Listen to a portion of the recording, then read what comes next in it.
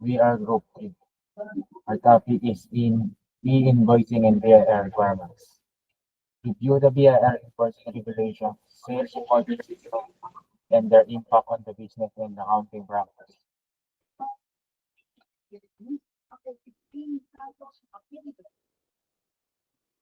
The Bureau of Internal Revenue is a revenue service of the Philippine government, which is responsible for collecting more than half of the total tax revenues of the government. It is an agency for the Department of Finance and it is led by a commissioner. That is BIR. Next is They are requirements. First, we have the 1901. This is used by freelancers, self-employed individuals, and business owners to officially register themselves to their business with the BIR. Next is Form 1906. After registering this form, is needed to get approval from the BIR to print official receipt and sales invoice for your customers. And of course, you need at least two valid government issued IDs as part of the registration process to identify your identity. Next slide. If your business uses a trade name, for example, if you're not using your own name, you'll need a DTI certificate from the Department of Trade and Industry to register that name. You also need barangay clearance. This document proves that your business is approved by the barangay where you're operating. Lastly, you must maintain a set of books of accounts.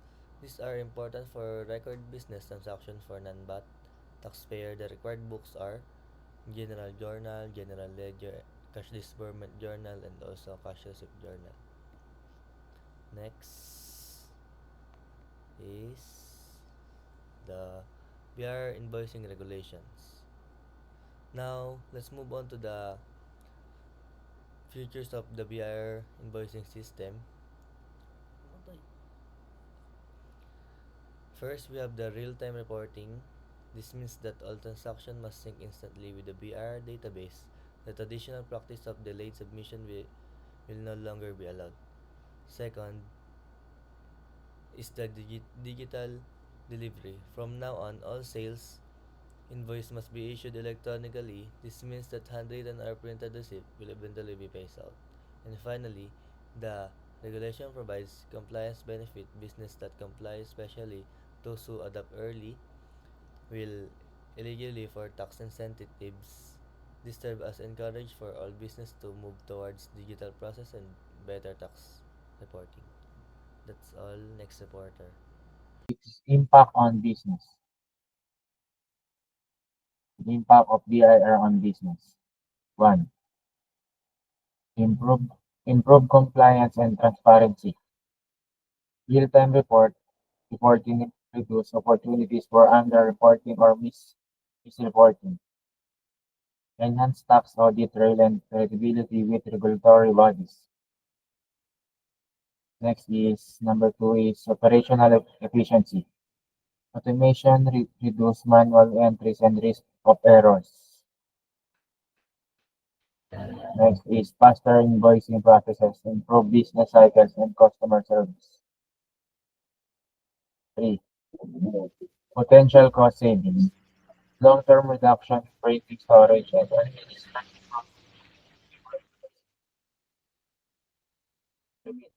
long-term reduction in printing storage and administrative costs related to paper invoicing. That is impact on business by BIR. Next is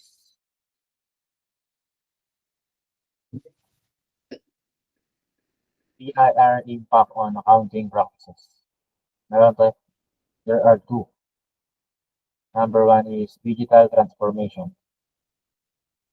Accountants now need technical knowledge, system integration, and digital platforms. And also shift from paper-based audits to electronic reconciliation and reporting. Again, digital transformation.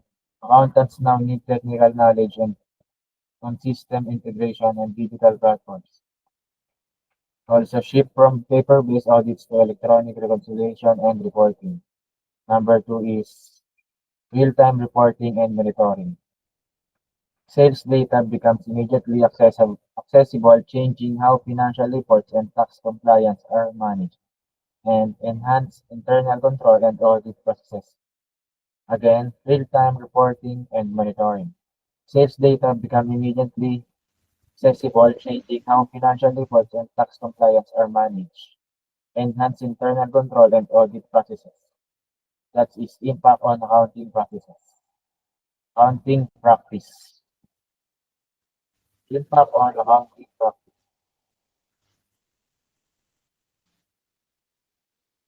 Next is what is a invoicing? We have legal basis. Legal basis is electronic invoicing is a digital issuance, transmission, and storage of sales invoice, receipts, and other commercial documents in the Philippines. This is facilitated through the BIR's electronic invoicing system, that's EIS. Again, legal basis. Electronic invoicing is the digital issuance, transmission, and storage of sales invoice, receipts, and other commercial documents in the Philippines. This is facilitated through the BIR's electronic system. Next is who is required to comply. One is there are three required to comply. Number one is large taxpayer. Two is exporters of goods and service. Number three is BOI registered entities, Board of Investments.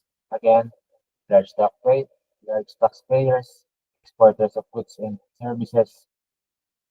Number last is BOI registered entities, Board of Investments.